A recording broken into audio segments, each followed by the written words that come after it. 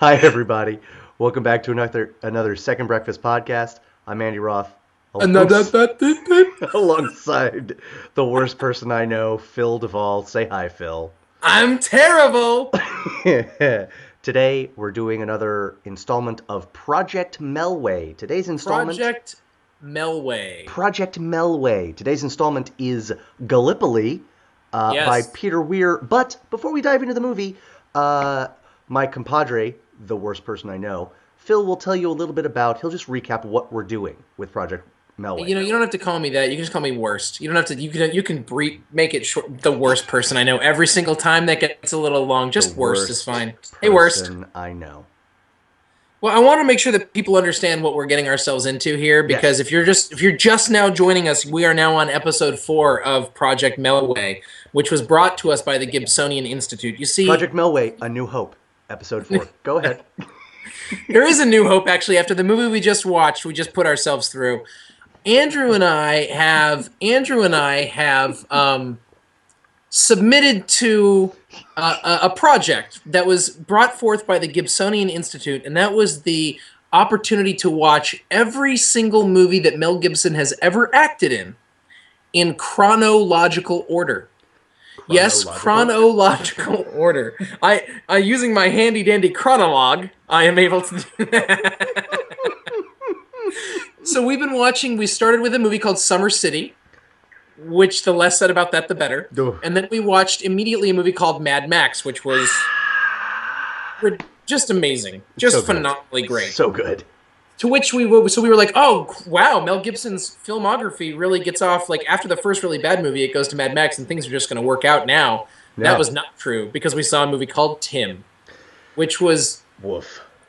not, yes, woof, which was sort of like Forrest Gump plus The Graduate in Australia.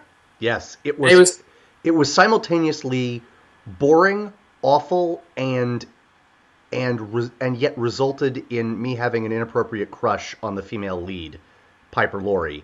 Piper Laurie. And my wife, though it was a terrible movie, the wife was was more interested in the movie than I thought she would be. Maybe because it was sort of like the kind of movie you'd see on like a TV movie almost. Sure. And so then the next film was what we watch now, which is Gallipoli, which is a movie about World War I, and it's made by one of my favorite directors, Peter Weir, who is in fact an Australian director.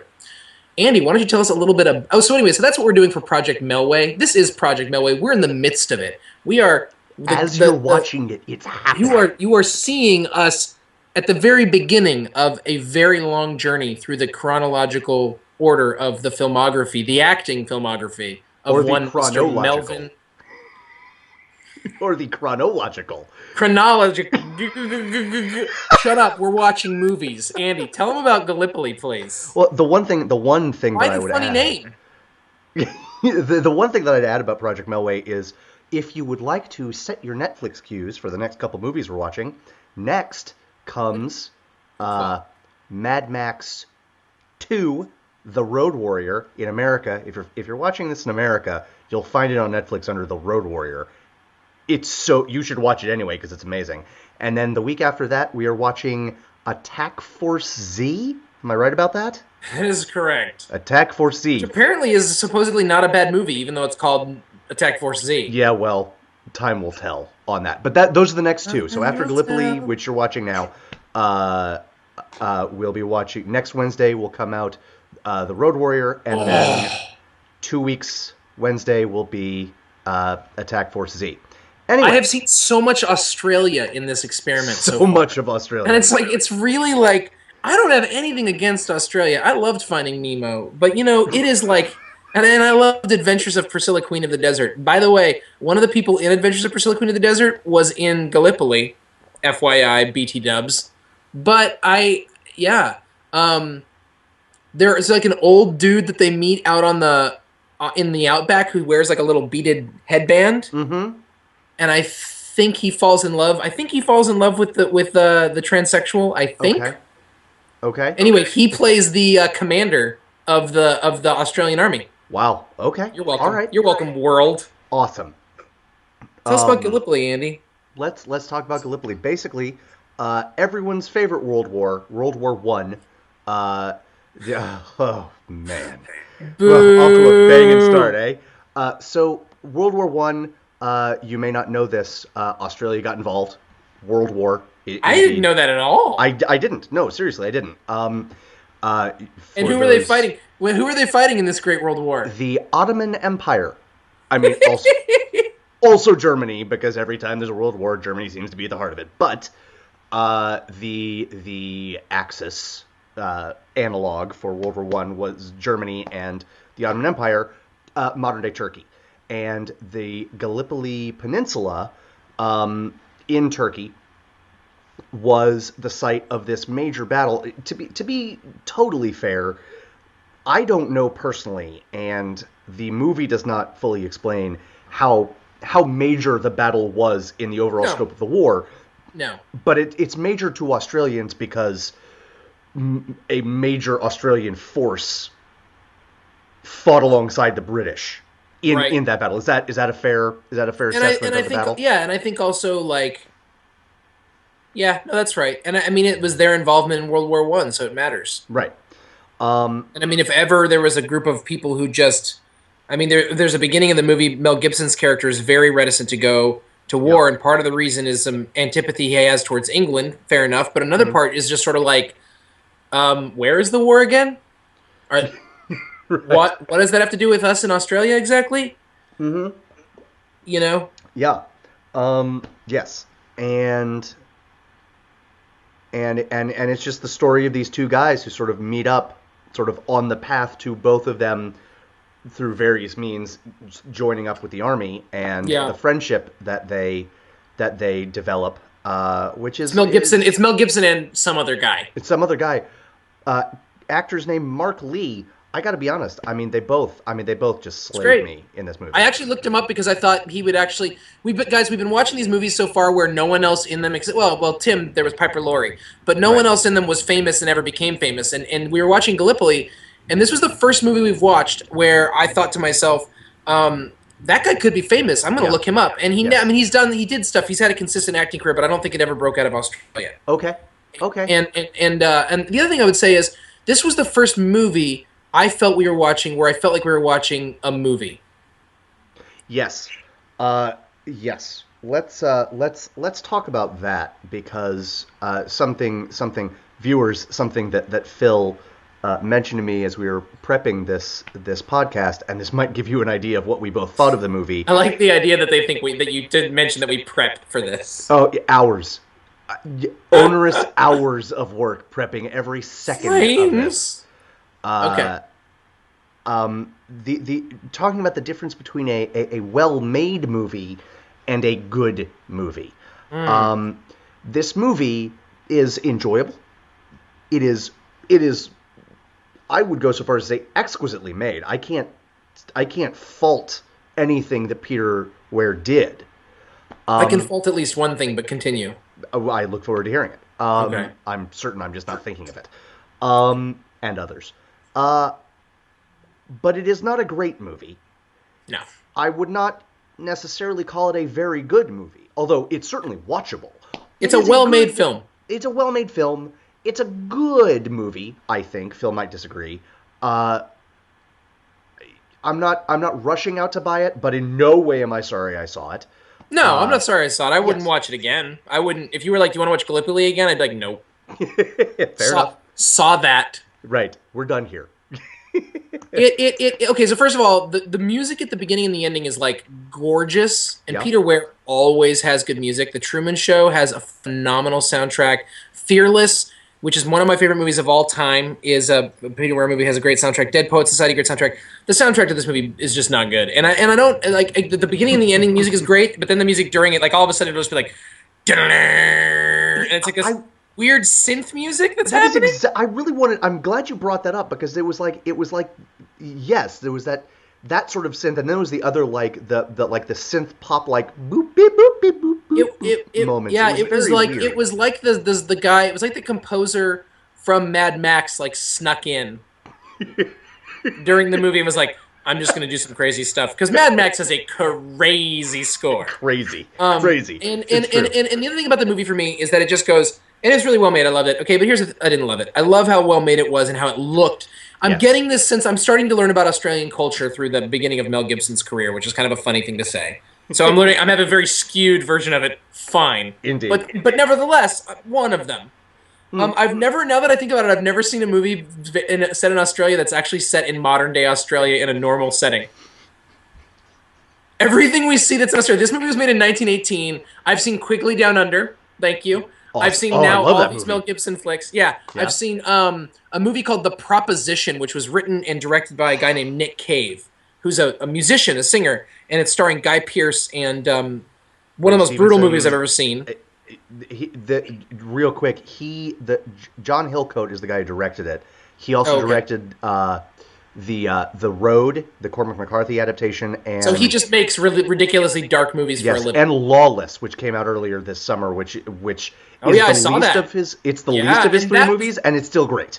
Like, that was by Nick Cave as well. Nick Cave is nice. like a singer who's known for just being a brutal lyricist. Like he writes harsh, intense music. Sure. And so he writes these movies too, and this is one of them. Not this. We're talking about The Proposition. Right. My point is, this movie that we just saw is fine, but it's not in any way so memorable that we were even talking about it. Fair. It's like Mel Gibson is actually really. He's great. He's a really good actor. He's like a really good actor. Yeah. And in this movie, we get to see sort of. Here's something I realized. Yeah. One of Mel Gibson's traits seems to be, and tell me if I'm wrong, in his movies that we remember, like all the popular movies that most people will think of when thinking Mel Gibson is, his character's a lot of things, but he's always honest, or like he is who he is. Yes, this character's kind of not. This character's kind of a shyster a little bit, kind of a trickster, kind of a troublemaker, and in like. There's a dishonesty to the character that I'm not used to seeing with Mel Gibson. But by and large, the movie is these two guys meet. They're sprinters. That's how they meet. Of course, they're both sprinters, and they meet at a regional sprint match for money. People gamble over sprinting. Right. Someone needs to teach Australia a thing or two. So, anyways, just about everything. Tell me, there weren't shades of Chariots of Fire there, right? Oh my gosh, tons.